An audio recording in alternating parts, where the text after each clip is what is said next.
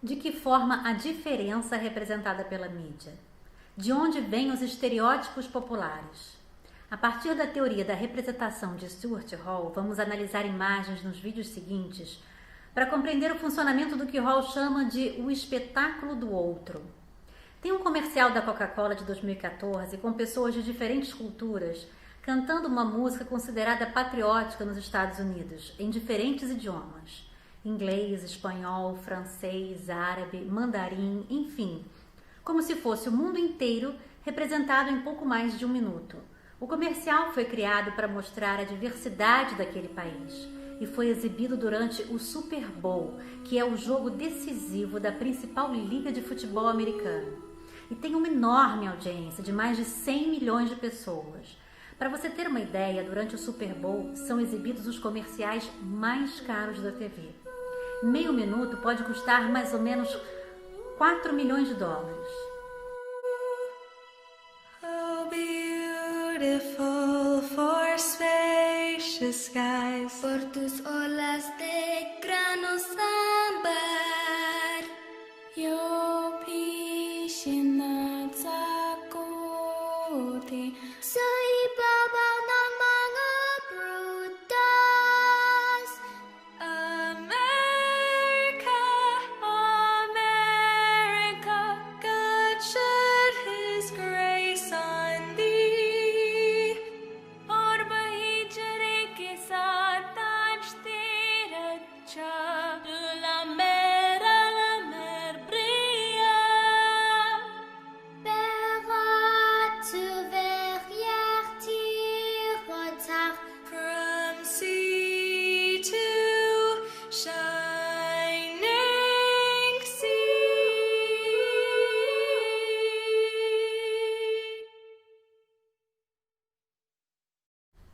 Logo depois que o comercial foi exibido no intervalo do jogo, o Twitter bombou com vários posts. Claro que teve gente que elogiou a coragem da empresa de representar a diversidade cultural do país, mas o que virou notícia foi a onda de preconceitos que a Coca-Cola gerou e o fato de ter despertado a ira de racistas nas redes sociais. Muitos telespectadores ficaram indignados, dizendo que o comercial era inaceitável porque aquela música só deveria ser cantada em inglês, que a Coca-Cola estava estragando a canção, que os imigrantes tinham que aprender a falar inglês. A hashtag Boicote a Coca chegou a ficar no topo dos assuntos mais comentados no Twitter naquela noite. Nas últimas décadas, questões sobre a diferença e a alteridade ganharam destaque nos estudos culturais. Stuart Hall dizia que lidar com a diferença envolve sentimentos, atitudes, emoções e mobiliza medos e ansiedades do espectador em níveis profundos. Tanto que é difícil explicar de forma simples com base no senso comum. Por isso, Stuart Hall recorre a 4 abordagens teóricas de diferentes disciplinas para fazer suas análises. As abordagens não são excludentes. Você não precisa escolher uma e considerá-la a certa. Muito pelo contrário, essas abordagens se complementam. Mas um aspecto que vem chamando a atenção e aparece em todas elas é o caráter ambivalente da diferença. Isso significa que a diferença pode ser tanto positiva quanto negativa. A primeira abordagem vem da linguística. A diferença é importante porque é essencial ao significado. Sem a diferença, o significado não poderia existir. Você já viu o argumento de Saussure para explicar que o significado é relacional. A diferença depende do seu oposto. Sabemos o significado de preto porque contrastamos o branco. Reconhecemos a oposição binária, dia e noite, masculino e feminino, classe alta, classe baixa. Só que essas oposições, segundo Hall, podem ser acusadas de reducionistas. O filósofo Jacques Derrida destaca que há poucas oposições binárias neutras e normalmente um dos polos é dominante. Ou seja, há sempre uma relação de poder aí. O argumento da segunda abordagem é que precisamos da diferença porque somente podemos construir significado através de um diálogo com o outro. O linguista Mikhail Bakhtin afirmou que o significado não pertence a um dos falantes, ele surge na troca entre os interlocutores.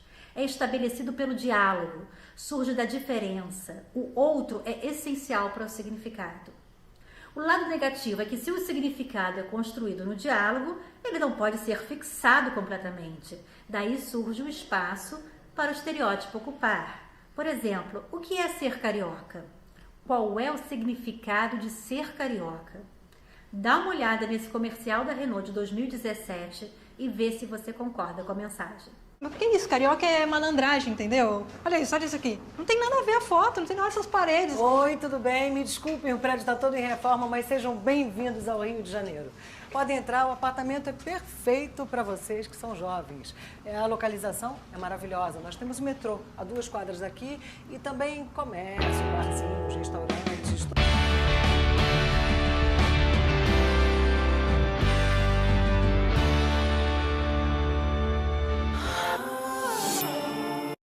Bom, além do carioca malandro, teve versão para baiano lento, paulista arrogante. A campanha que tentava quebrar preconceitos foi detonada nas redes sociais. A empresa foi acusada de xenofobia, depois soltou uma nota se explicando, dizendo que a intenção era quebrar preconceitos. Mesmo assim, os vídeos foram retirados do ar. A terceira abordagem da diferença é antropológica. Aqui a cultura depende do significado que damos às coisas. A diferença é a base simbólica do que chamamos de cultura. Por exemplo, entrada, prato principal e sobremesa num país pode ser composto por determinados elementos e em outro país essa ordem pode ser alterada. É o caso do nosso tradicional arroz com feijão do almoço, que na Costa Rica aparece no café da manhã. O ponto negativo é quando as coisas surgem fora da sua categoria, há uma perturbação da ordem cultural. Para evitar essa perturbação, muitas culturas acabam se fechando contra estrangeiros, os outros, com o argumento de fortalecer a própria cultura. Agora veja um comercial feito pela Comissão Europeia em 2012, também acusado de xenofobia, de racismo e de promover estereótipos. O roteiro é o seguinte: uma mulher branca entra num galpão vazio com um uniforme em referência ao filme Kill Bill, com as cores da União Europeia. De repente aparecem 3 caras ameaçando a segurança dela, fazendo movimentos de luta. A referência a países do BRICS, o grupo de países emergentes, fica muito clara. Tem ali 3 deles representados: Índia, China e Brasil. Acho que vai ser fácil você identificar o Brasil ali. Dá uma olhada.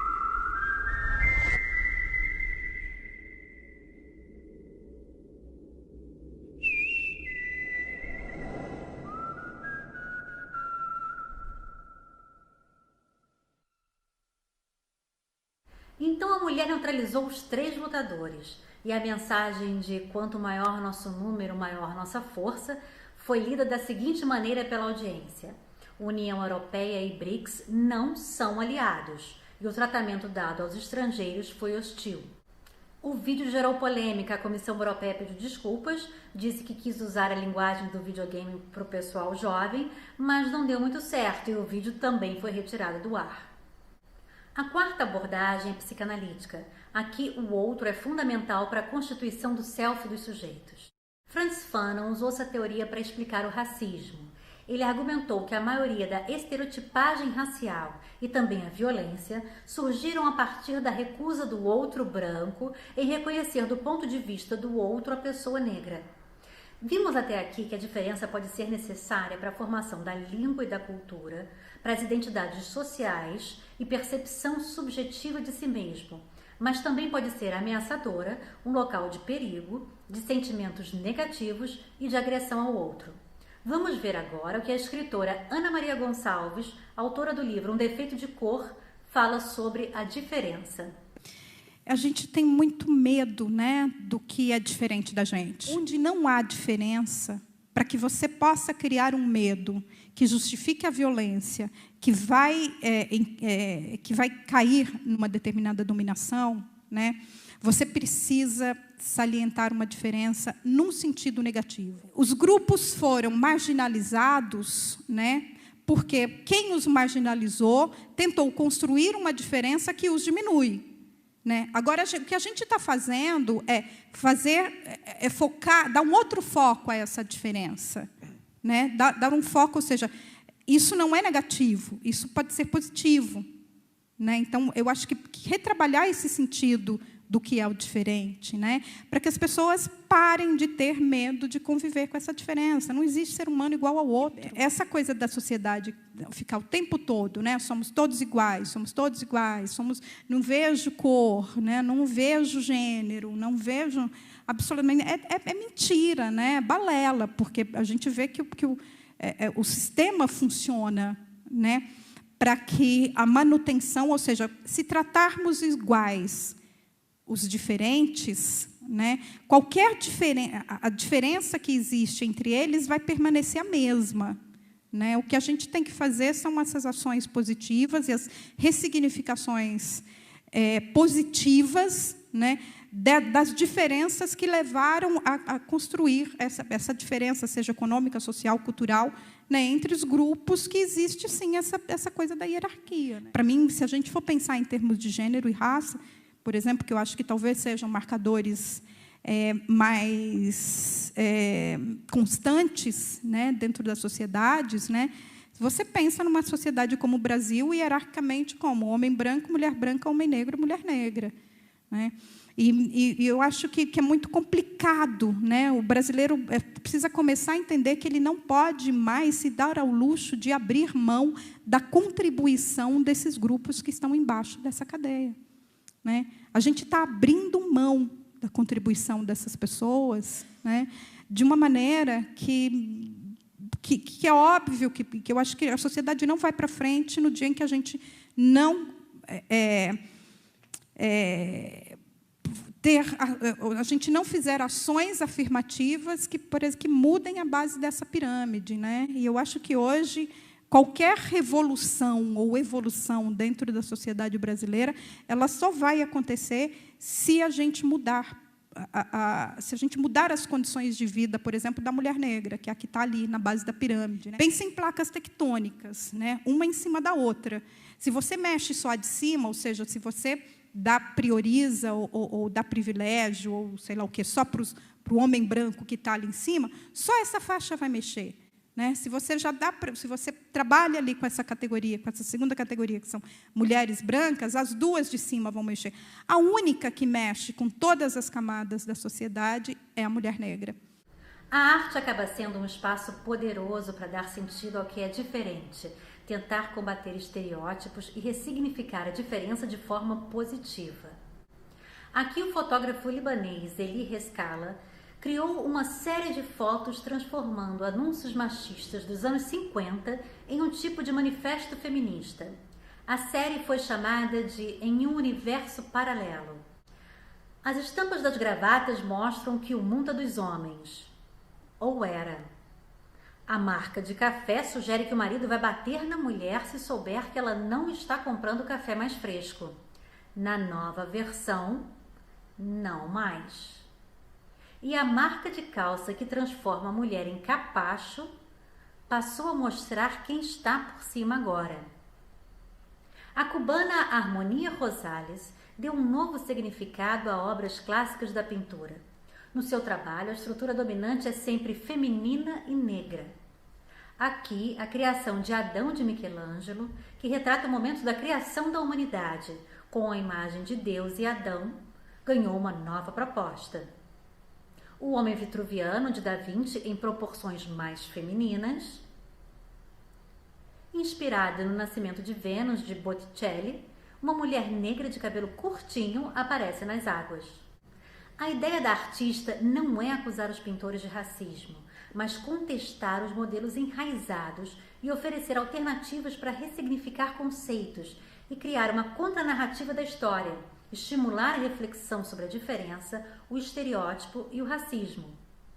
Vou ficando por aqui e no próximo vídeo vamos ver o que Stuart Hall fala sobre o racismo como bem comercial, as grandes plantações e a diferença racial.